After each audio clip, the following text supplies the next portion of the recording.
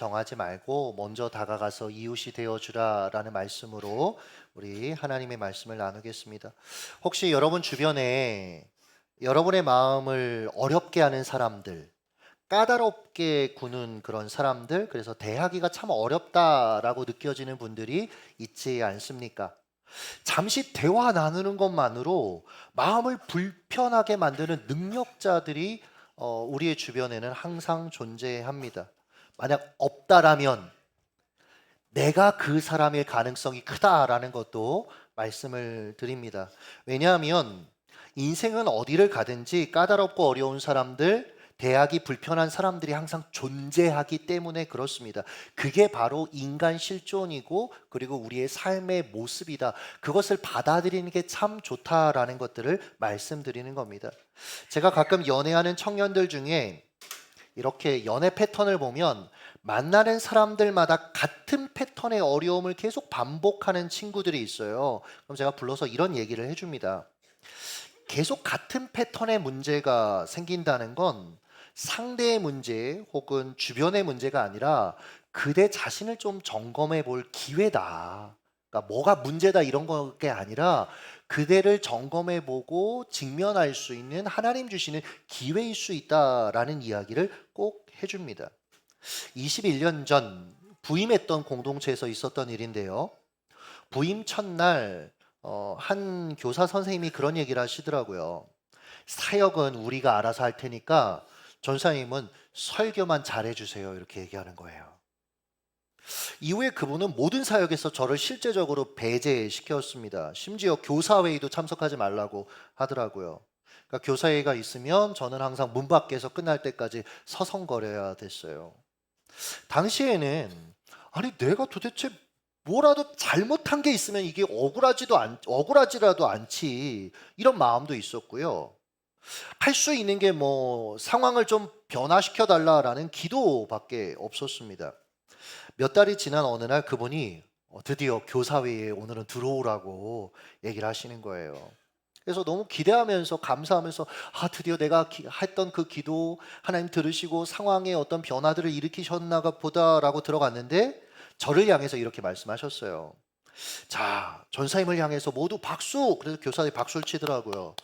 그래서 무슨 일일까 하고 들어봤는데 이렇게 얘기하셨어요.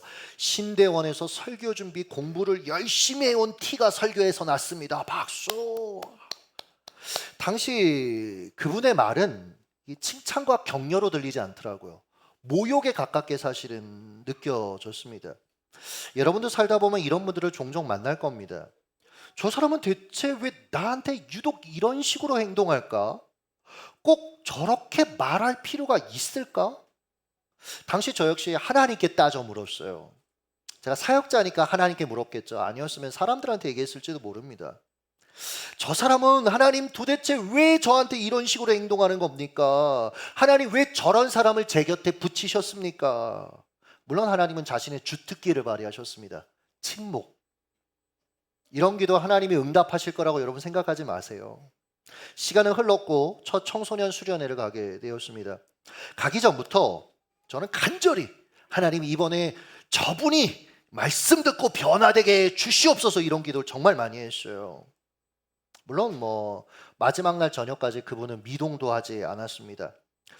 마지막 날 저녁이었어요.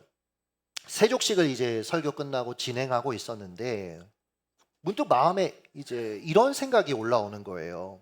통영아, 너 가서 저분의 발을 좀 씻겨주고 와라. 여러분 불편한 사람하고 같은 공간에 단둘이 있는 것도 숨 막히잖아요. 그런데 그의 피부에 손을 대라니, 그의 발을 씻기라니 이건 저한테 너무나 잔인한 요구처럼 느껴졌습니다. 내면에 갈등이 있었죠. 그러나 저는 내키지 않았지만 하나님의 요구에 순종하기로는 했습니다. 왜냐하면 당시 제가 자주 했던 기도 하나가 떠올랐거든요. 하나님 쓰시기에 편한 사람이 되게 해주세요. 저는 힘겹게 그분에게 다가가서 발을 씻겨드리겠다라고 말했고 뭐 그분은 어땠겠습니까? 당연히 본인도 어색하고 싫죠. 강하게 거부하셨습니다. 그냥 전사님 세족식 진행이나 신경 쓰세요. 아이들이나 신경 써주세요 라고 했습니다. 그럼 물러설 수가 없었어요. 왜냐하면 주신 감동이 있으니까. 그래서 간곡하게 그를 설득했고 결국 양말을 벗기고 그의 발을 물에 넣는 데까지 성공했습니다. 손에 물을 이렇게 한 움큼 떠서 그분의 발에 탁 대는 순간 저도 모르게 왈칵 눈물이 쏟아졌어요. 서러움의 눈물은 아니었습니다. 제가 이렇게 얘기하고 있었어요. 집사님, 죄송합니다. 제가 집사님을 사랑하지 못했습니다. 그러니까 제가 그분을 사랑하지 못한 것에 대한 미안함의 눈물을 제가 흘리고 있는 거예요. 저는 이 일 직전까지 단 한 번도 제가 문제라고 생각해 보지 않았습니다. 그가 문제라고 생각했습니다. 저는 피해자라고 생각했습니다. 그런데 성경께서 제 마음을 드러내신 거예요. 사랑 없는 마음을 직면하게 하셨습니다. 그리고 인정할 수밖에 없게 하셨어요. 제 안에 그를 향한 사랑이 없다는 것을요. 사랑 없는 그 메마른 가슴을 직면한 채 움켜잡고 한참을 주저앉아 울고 있었습니다. 갑자기 어깨에 어떤 포근한 따뜻한 감촉이 느껴지는 거예요. 눈을 들어서 이렇게 봤더니 그분이 눈시울을 붉히면서 저를 부드럽게 응시하고 있었습니다. 그리고 이렇게 얘기하셨어요.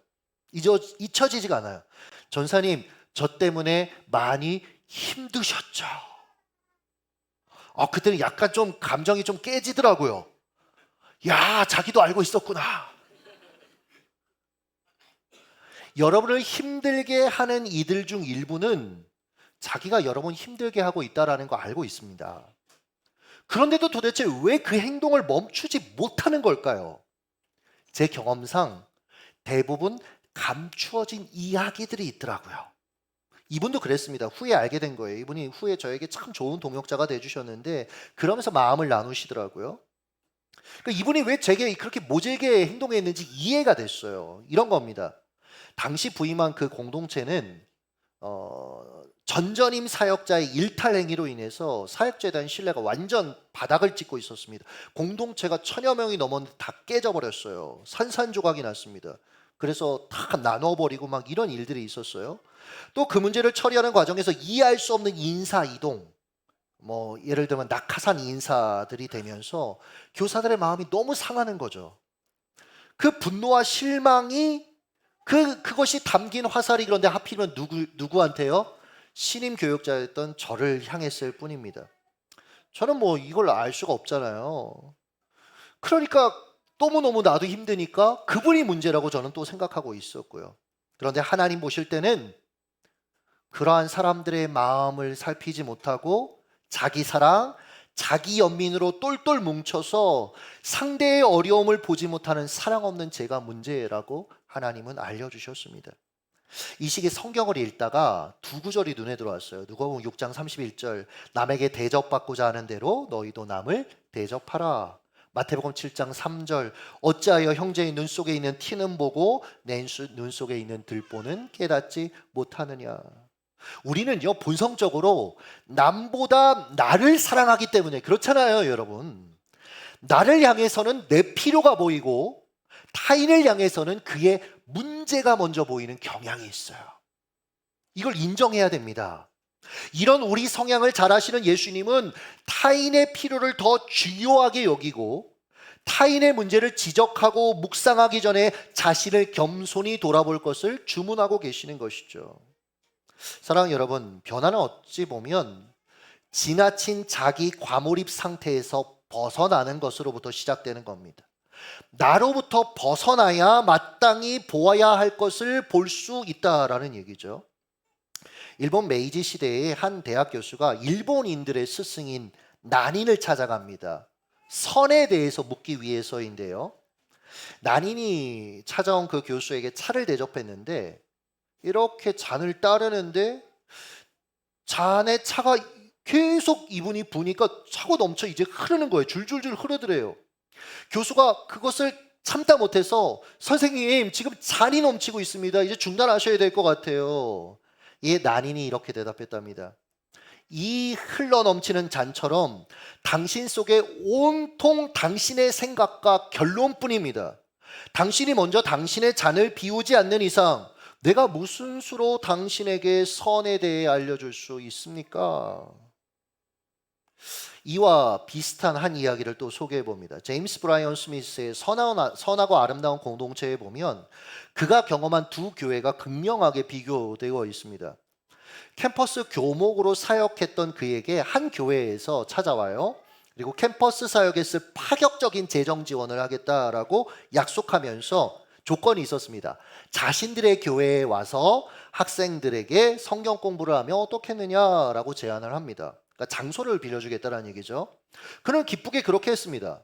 그런데 몇 달 뒤에 교회 관계자가 찾아와서 이렇게 말했대요. 교수님, 문제가 좀 생긴 것 같습니다.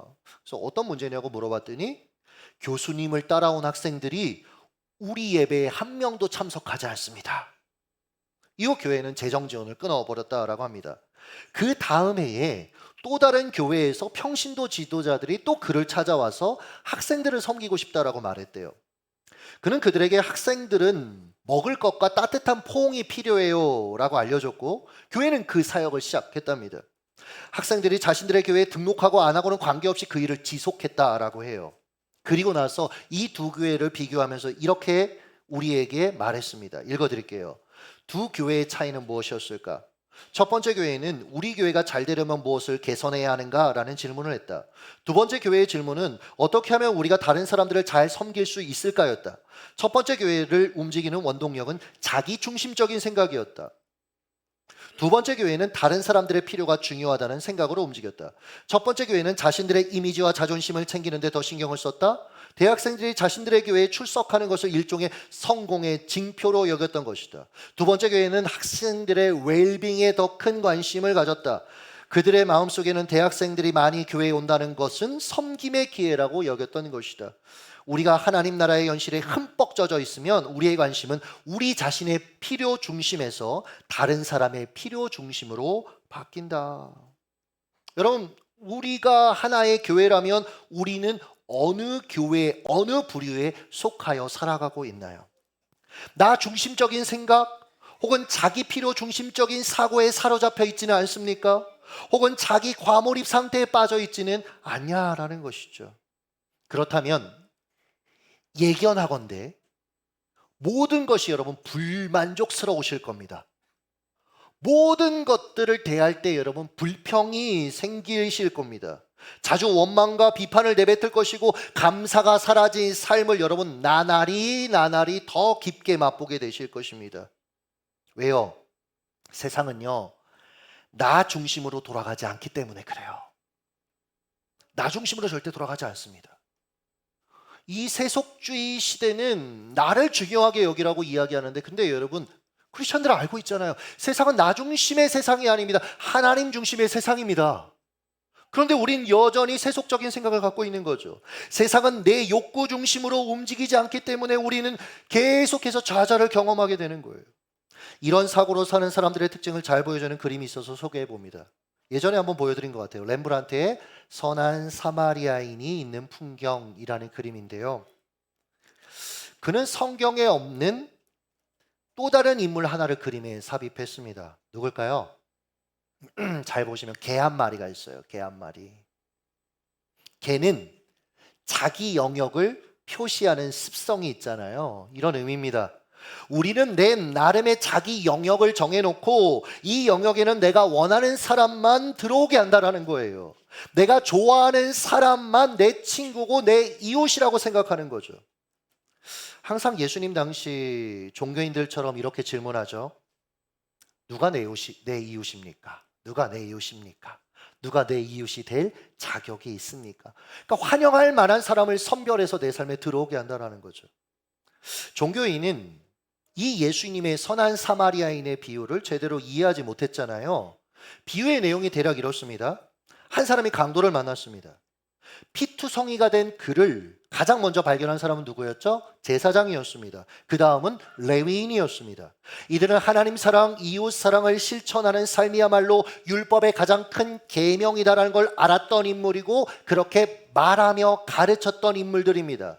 그러나 이들은 강도 만난 이웃의 필요를 외면한 채 급히 그 자리를 떠났다라고 예수님은 말씀하셨어요. 반면 당시 유대인들이 무시하고 멸시했던 사마리아인 한 사람이 강도 만난 유대인을 발견합니다. 어떻게 했죠? 응급처치를 했어요. 이후에 그가 회복할 수 있도록 필요한 모든 비용을 대신 감당했습니다. 예수님은 비유를 마치신 뒤에 종교인을 향해서 누가 내 이웃입니까? 라고 물었던 그 종교인을 향해서 이렇게 질문하셨죠.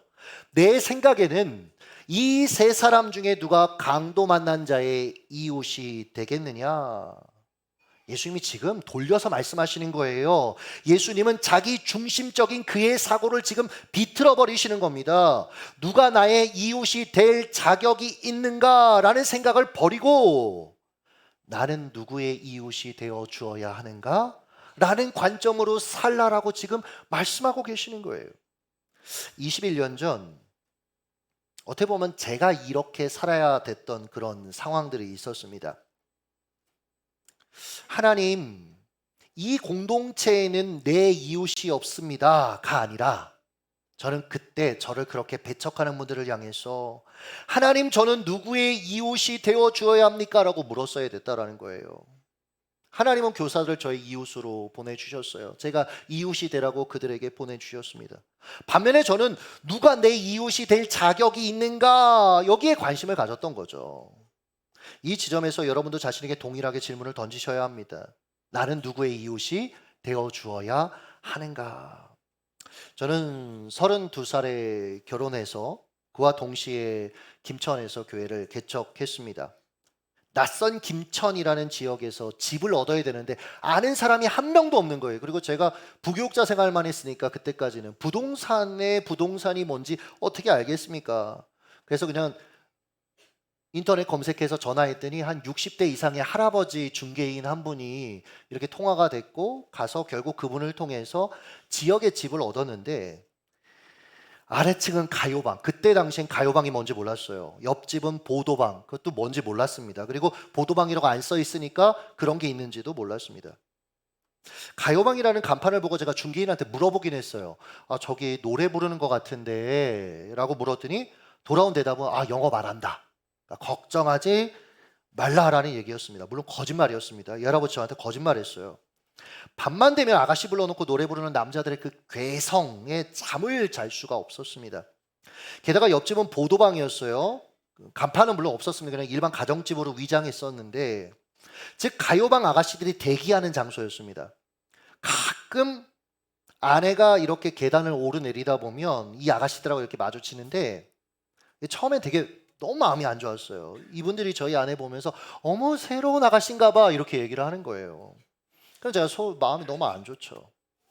이런 상황에 처하게 한 그 중개소 사장님을 생각하면 너무 화가 나는 거예요. 한편으로는 이곳으로 부르신 하나님께 너무 화가 났습니다. 제가 아직도 기억해요. 첫날 그런 상황들을 보면서 아내 품에 안겨서 막 울었습니다. 그러니까 너무 황당한 거죠. 우리 아내는 24살에 결혼해서 따라왔는데 지금 믿고 따라오라고 그러니까 지가 막 울고 있는 거예요.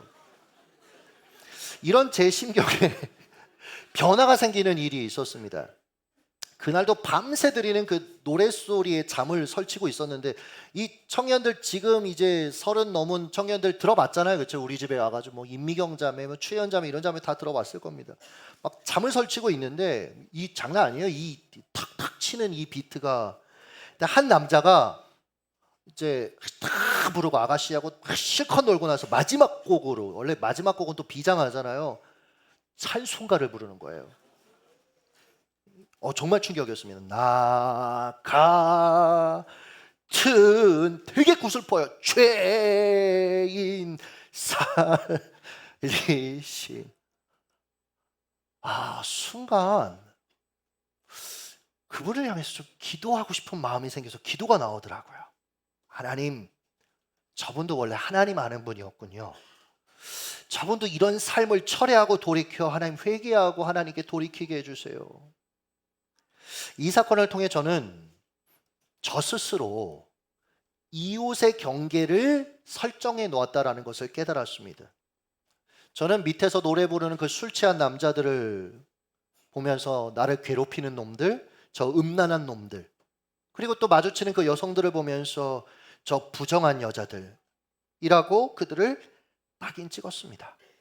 그런 부류는 내 이웃, 내 가정의 경계에 들어올 수 있는 자격이 없다라고 생각했어요. 즉 제가 예수님과 대화했던 그 종교 지도자였고 예수님의 비호소 강도 만난 이웃을 방치하고 자리를 피했던 두 인물이었던 겁니다.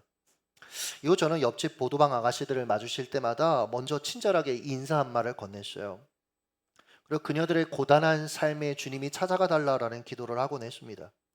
한편 밤마다 이름 모를 괴성을 지르는 그 남자들을 그 소리를 들을 때마다 그들을 위해서도 기도했어요.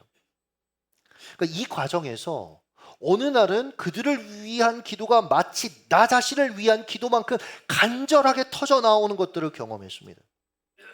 저는 이 일을 통해서 이웃을 사랑하는 건 상대를 나 자신과 같이 사랑하는 것이라는 것을 삶으로 배우게 됐습니다. 종교인도 이 개념은 알았습니다. 누가복음 10장 27절 28절 한번 읽어주시죠. 시작. 또한 내 이웃을 내 자신같이 사랑하라 하였나이다. 예수께서 이르시되 내 대답이 옳도다. 이를 행하라. 그리하면 살리라 하시니. 네, 알고 있었어요. 그러나 그는 자신이 더 중요한 사람이었습니다. 비유속 제사장이나 레인과 같이 자신이 중요한 사람이었어요. 반면 비유속 선한 사마리아인은 강도 만난 그 유대인을 불쌍히 여겼다라고 성경은 이야기합니다. 여기 불쌍히 여기다라는 단어는 킹 제임스 버전의 성경을 보면 compassion이라는 단어를 사용하는데 come 함께 패션 고통, 즉 선한 사마리아인은 강도 만난 사람의 고통을 자기 고통처럼 여겼고 그래서 마음 다해 그를 지원하고 도울 수 있었다라는 거예요. 즉 그는 이웃을 자기 자신과 같이 사랑할 줄 아는 사람이었다라는 거죠. 생각해 보십시오. 내가 만약 강도 만난 그 유대인이에요. 그렇다면 사람들이 지나갈 때 뭐를 원하겠습니까? 도움을 원하지 않았겠어요? 좀 나를 쳐다봐 주기를, 내게 필요한 것들을 좀 서포터해 주기를 바라지 않았겠습니까? 나의 어려움을 그냥 보고 지나치는 그들을 바라보면서 절망감을 갖지 않았겠습니까? 그래서 그 강도 만난 사람을 자기처럼 생각했던 이 선한 사마리아인은 그에게 필요한 사랑을 베풀었던 거예요. 그 유대인을 구조했고 그에게 필요한 치료와 재정적인 지원을 했던 것이죠. 몇 년 전입니다. 유럽에서 선교사 자녀들을 잘 섬기고 목회하고 계시고 또 문화 선교를 하고 계시는 선교사님 부부가 곧 한국에 오신다라는 소식을 들었어요. 교회 게스트하우스를 제공하기로 했고 그리고 또 맞이할 준비도 했습니다. 그래서 우리가 뭘 대접할까 이런 생각, 어떤 선물 준비할까 이러면서 기다리고 있는 찰나에 연락이 왔어요. 목사님 사정상 이번에 일정들을 다 취소해야 될 것 같습니다. 이유를 제가 물었습니다. 그랬더니 항공료 약 270만 원 정도를 마련하지 못했다라고 하시는 거예요. 하루 동안 고민했습니다. 그리고 아내와 마음을 나눴던 기억이 있어요. 여보, 그날이 하필이면 또 결혼 10주년이었어요. 오늘이 결혼 10주년이잖아. 내가 선물 줄게. 우리 10주년 기념으로 작은 성김을 한번 해보면 어떨까? 선교사님 부부의 그 항공료의 일부를 우리가 감당하자. 아내가 정말 망설임도 없이 흔쾌히 제 의견에 동의했습니다. 그런 아내를 이렇게 보는 너무 사랑스럽고 한편으로는 또 미안하고 또 안쓰러운 마음도 사실 남편으로서 이렇게 들더라고요. 그러면서 이래서 이렇게 얘기했어요. 여보, 사실은 10주년 기념으로 여보에게 아이폰 12 선물하려고 했는데 그때 막 나올 때였거든요. 근데 이번에 선교사님 부부 섬기면 그건 나중에 해야 될 것 같아. 아직까지 안 사줬거든요. 근데 아내는 더 가치 있는 일에 그 돈이 쓰였으니까 감사하다라고 얘기하더라고요. 근데 참 이상한 게 그 섬김을 결정하고 나서 저희 부부가 이 원인을 알 수 없는데 너무 이 만족감이 있고 또 기쁨이 막 저희 안에 있는 거예요. 섬김과 기쁨에 관한 흥미로운 연구 결과가 있어서 소개합니다.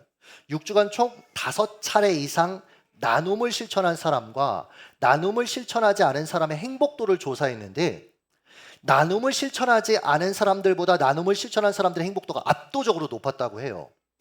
나눔과 섬김을 실천하면 실제로 스트레스 호르몬 수치와 혈압이 떨어지고요. 그러니까 혈압이 좀 높으신 분들은 나눔을 많이 하시면 됩니다. 또 엔도르핀이 증가했고요. 그러니까 기쁘죠. 친절을 베푼 사람들의 불안 지수가 낮아지고 면역력이 강화되었다라고 합니다. 이들의 행복감은 최장 3개월까지 상승했다라고 학자들이 얘기해요. 이것은 성경의 진리를 그냥 발견한 것뿐입니다. 잠언 11장 25절 세 번역으로 한번 읽겠습니다. 시작. 남에게 마실 물을 주면 자신도 갈증을 면한다. 남에게 마실 물을 주잖아요. 섬기잖아요. 내 갈증이 해결돼요. 우리의 정서와 우리의 기쁨들이 충만해지는 겁니다. 예수님도 이 진리를 확증해 주셨습니다. 누가복음 6장 38절 메시 성경으로 한번 읽겠습니다. 시작. 너희 삶을 거저 주어라. 그러면 삶을 돌려받게 될 것이다. 돌려받는 정도가 아니라 축복까지 덤으로 받게 될 것이다. 받는 것보다 주는 것이 더 낫다. 베품은 베품을 낳는다. 네, 받는 것보다 주는 것이 더 낫다. 베품은 베품을 낳는다. 그러나 여러분 주의할 것이 하나 있습니다. 내가 행복하고 기뻐지기 위해 나누지 마세요. 그건 세상 사람들의 수준입니다. 우리는 하나님의 사랑을 받은 자이기에 그 사랑을 먼저 누리는 존재이기에 나누는 겁니다. 요한은 하나님의 사랑에 대해서 이렇게 말했습니다. 하나님이 세상을 이처럼 사랑하사 독생자를 주셨으니. 하나님은 우리를 사랑하셔서 독생자를 주셨습니다. 즉 우리는 누군가에게 무언가를 주기 이전에 이미 가장 값진 것을 선물로 받은 존재라는 거예요. 이것을 아는 자만이, 이것을 누리는 자만이 내가 받은 사랑을 나눌 수 있는 거예요, 여러분. 왜요? 나는 이미 충분하거든요. 나는 이미 넉넉하거든요.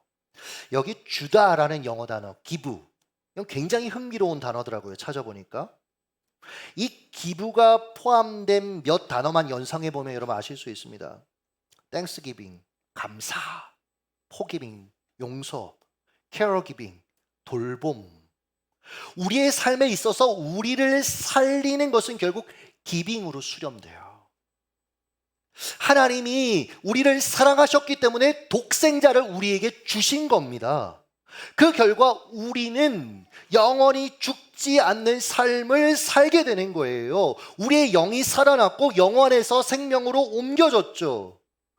이 놀라운 은혜를 받은 우리가 이 땅에서 여러분 주는 자가 되어 살아가면 어떻게 될까요? 그 현장에 감사가 일어나고 용서가 일어나고 돌봄의 역사가 일어나는 겁니다. 살아나는 역사, 세워지는 역사를 경험하게 되는 겁니다. 하나 더 추가하자면 너와 나의 경계가 허물어져요.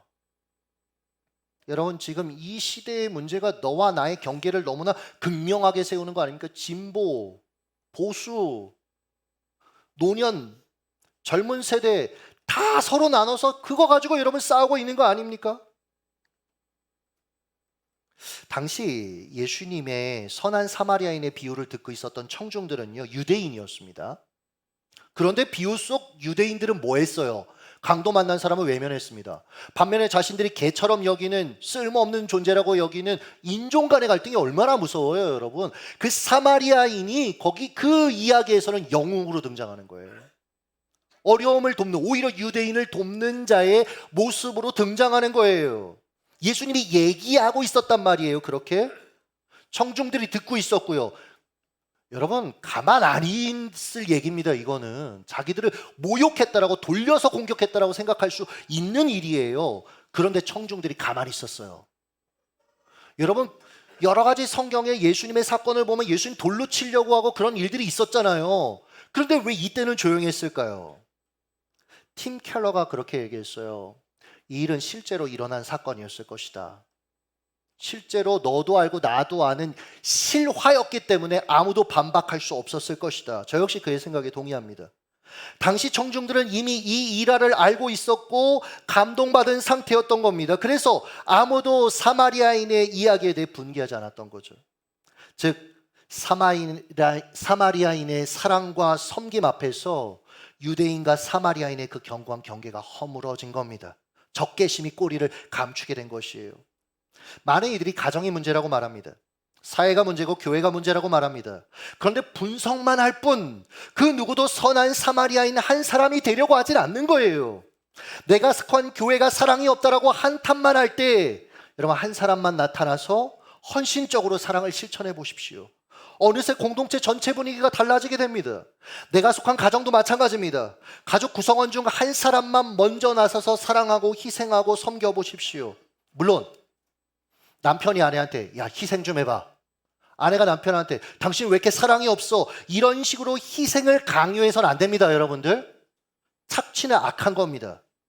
대신 자발적인 사랑과 헌신을 누군가가 앞서 실천한다면 집안 전체 분위기는 달라지는 거죠. 그런데 왜 밥 안 차려주냐? 청소는 제대로 한 거 맞냐? 퇴근했으면 애들하고 놀아라. 요구하고 원망하면 결국 다 같이 불행해지는 거죠. 심지어 집에 있기 싫어요. 가기 싫어요. 우리 교육 아니에요.